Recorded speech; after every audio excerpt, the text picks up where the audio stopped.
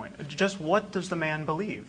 The world should know about it, and it is almost guaranteed to be embarrassing even to most people who believe in a biblical God.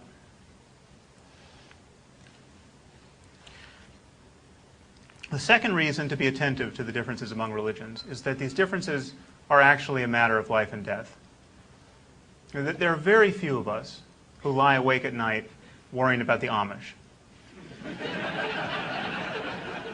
This is not an accident. While I'm convinced that the Amish are mistreating their children by not educating them adequately, they are not likely to hijack aircraft and fly them into buildings. Consider how we as atheists are constrained to talk about Islam. And Christians often complain that atheists balance, and the secular media generally, balance every discussion of Islam with a discussion of extremist Christianity. The usual mode is to say, well, they have their jihadists, but we have people who kill abortion doctors. Okay, I think our Christian neighbors, even the craziest of them, are right to be outraged by this pretense of even-handedness. The truth is that Islam is quite a bit scarier and more culpable for needless human misery at this moment than Christianity has been for a very, very long time. And we have to point this out.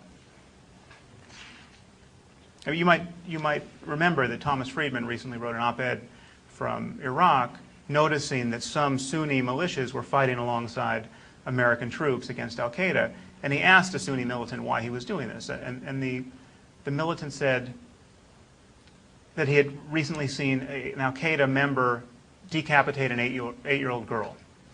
And this convinced him that the American Crusader forces were the lesser of two evils. Now, okay, great. So even Muslims, even Sunni militants, can discern the line between ordinary crazy Islam and the utterly crazy once it is drawn in the spilled blood of little girls. This is a basis for hope of sorts. We have to be clear, unremittingly clear about what is on the other side of that line. I mean, this is what we and the rest of the civilized world and the semi-civilized world are facing. Utter religious lunacy and barbarism in the name of Islam with, I'm unhappy to say, some mainstream theology to back it up.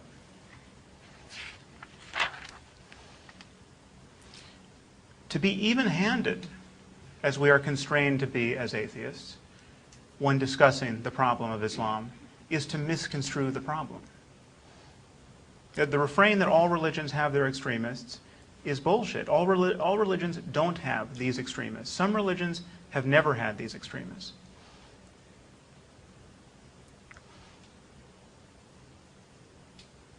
A recent poll in the UK showed that a third of young British Muslims say they want to live under Sharia law and think that anyone who leaves the faith should be put to death for apostasy. This is a third of British Muslims. 68% of British Muslims think that their neighbors who insult Islam should be arrested and prosecuted. 78% think that the Danish cartoonist should be brought to justice. These people do not have a clue about what constitutes a civil society. It seems to me that reports like this coming out of Muslim communities living in the West should concern us before anything else about religion concerns us. Atheism is too blunt an instrument to use at moments like this. It's as though we have a landscape of human bewilderment and human stupidity, and atheism causes us to fixate on one part of this landscape. It's got peaks and valleys and local attractors, and we fixate on one part, that related to a belief in God, and then it just flattens it. Because to be consistent as atheists, we must oppose or seem to oppose all faith claims equally. But this is a waste of precious time and energy. And it seems to me it squanders the trust of good people who would otherwise agree with us on specific issues. Now, I'm not at all suggesting that we leave people's core religious beliefs unscathed, or faith itself unscathed. I'm still the person who writes articles with rather sweeping titles like "Science Must Destroy Religion." But what I am saying is we have to be attentive to necessary and useful differences among religions. Another problem with calling ourselves atheists is that every religious person thinks he has a knockdown argument against atheism. We've all heard these arguments, and we are going to keep hearing them as long as we call ourselves atheists. We've all heard the argument that the atheist can't prove there is no God. Or as Rick Warren put it when I debated him for Newsweek, a rational person like him doesn't have enough faith to be an atheist. Because the idea that the universe could be created without a creator is the most extravagant faith claim of all.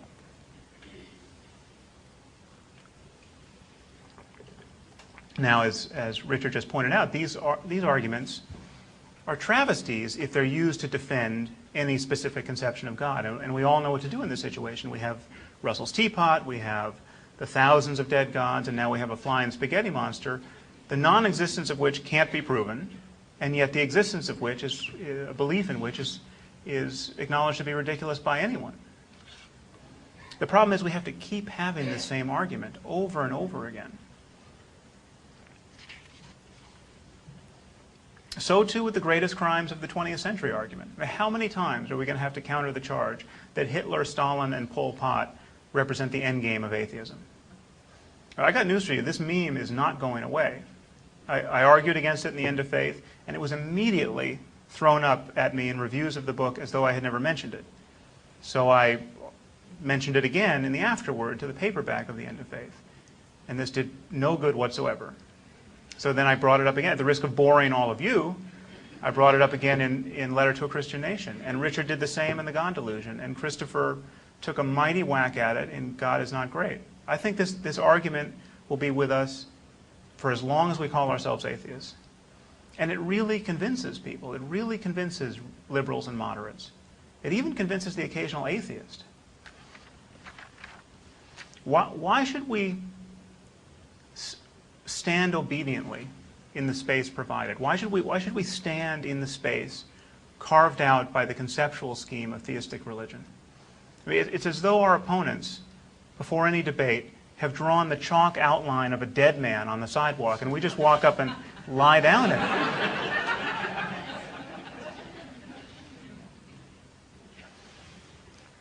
Instead of doing this, think about what would happen if we simply use words like reason and evidence. Now, what is the argument against reason?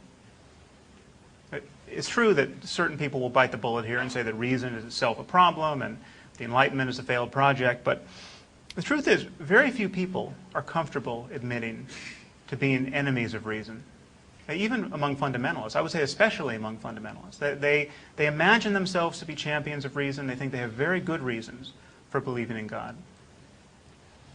Nobody wants to believe things on bad evidence.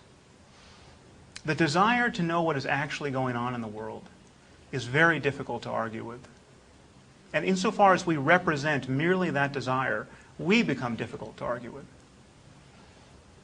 And this desire is not reducible to an interest group. It's not a club, and it's not an affiliation. And I think trying to make it one, or giving the appearance that it is one, necessarily diminishes its power. Now, the last problem with atheism I'd like to talk about relates to some of the experiences that lie at the core of our religious traditions, and perhaps not all religions, but most, I would think. This experience is often referred to under the banner of things like spirituality and mysticism, and is described in what has come to be known as spiritual or mystical literature. Now, those of you who have read The End of Faith know that I don't entirely line up with Dan and Christopher and Richard in my discussion of these topics, so I think I should talk about this for a moment. While I always use words like spiritual and mystical in scare quotes, and I try to denude them of metaphysics, my email suggests that many of my brothers and sisters in arms find my interest in these topics problematic. So I want to go into this in a little bit of detail. First, let me just describe the general phenomenon I'm talking about. A person, in whatever culture he finds himself, one day notices that life is difficult. He notices that in the best of times, even in the best of times, no one close to him has died. There are no hostile armies massing in the distance. The fridge is stocked with beer, and the weather is just so. Even when things are going as well as they can go, he notices that at the level of his attention, moment to moment, he is seeking happiness and only finding temporary relief from his search. And we've all noticed this, and we seek pleasant sights and sounds and tastes and sensations and attitudes. We become connoisseurs of art and music and literature. But our pleasures are, by their very nature, fleeting. I mean, the best we can do is merely reiterate them as often as we are able. If we enjoy some great professional success, this remains vivid and intoxicating to us for about an hour, maybe a day. But then people begin to ask you, well, what are you going to do next? You know, don't you have something in the pipeline? I mean, Steve Jobs releases the iPhone. I'm sure it wasn't 20 minutes before someone came up to him and said, when are you going to make this thing smaller? Now, notice at this juncture, very few people say, oh, I'm done. I've met all my goals, and now I'm just going to stay here and eat ice cream until I die in front of you. Even when things have gone as well as they can go, the search for happiness, the effort required to keep boredom and dissatisfaction and doubt at bay continues.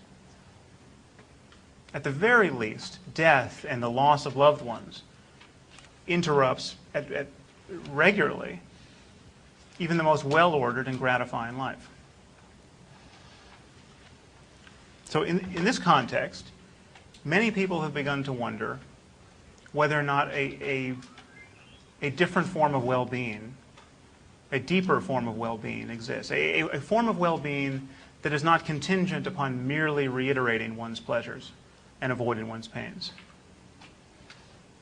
Is there a form of happiness that is not contingent upon always having one's favorite food available to be placed on one's tongue, or having one's friends and family within arm's reach, or having good books to read, or having something to look forward to on the weekend?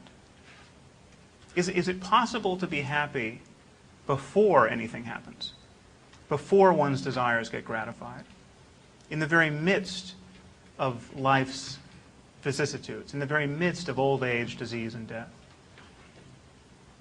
Now, I think this question lies at the periphery of everyone's consciousness. But we are all, in some sense, living our answer to this question. And many of us are living as though the answer is no. No, there is nothing more profound than seeking satisfaction, moment to moment. There's nothing more profound than reiterating your pleasures, sensory, emotional, intellectual. So many of us are living as though there's nothing to do but just keep our foot on the gas until we run out of road.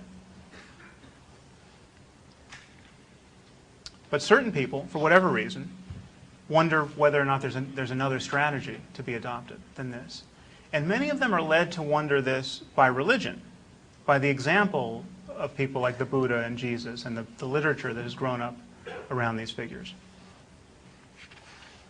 And these people begin to practice various techniques of introspection, often called meditation or contemplation, just as a means of training their attention on their moment-to-moment experience to see if there is a deeper basis of well-being to be discovered at all. They might even go into a cave for months or years at a time, or an ashram or some other secluded spot. Why would a person do this? Well, it's actually a very simple experiment. I mean, here's the logic of it. If there is a form of happiness to be found that is not contingent upon merely reiterating your pleasures, then it should be available in a circumstance where all obvious sources of pleasure have been removed. It should be available to someone who has gone to some secluded spot in the desert or in a cave, who has declined to marry her high school sweetheart, who has renounced all of her material possessions. It should be available in a context that would on its face be deeply uncongenial to the satisfaction of ordinary desire and ordinary aspiration. Now, one clue as to how daunting most of us and most people would find such a project is that solitary confinement, which is essentially what we're talking about, is considered a punishment even inside a prison. I mean, even when confined with homicidal maniacs and rapists, most people still prefer the company of others to the prospects of being alone in a box for a significant stretch of time. And yet contemplative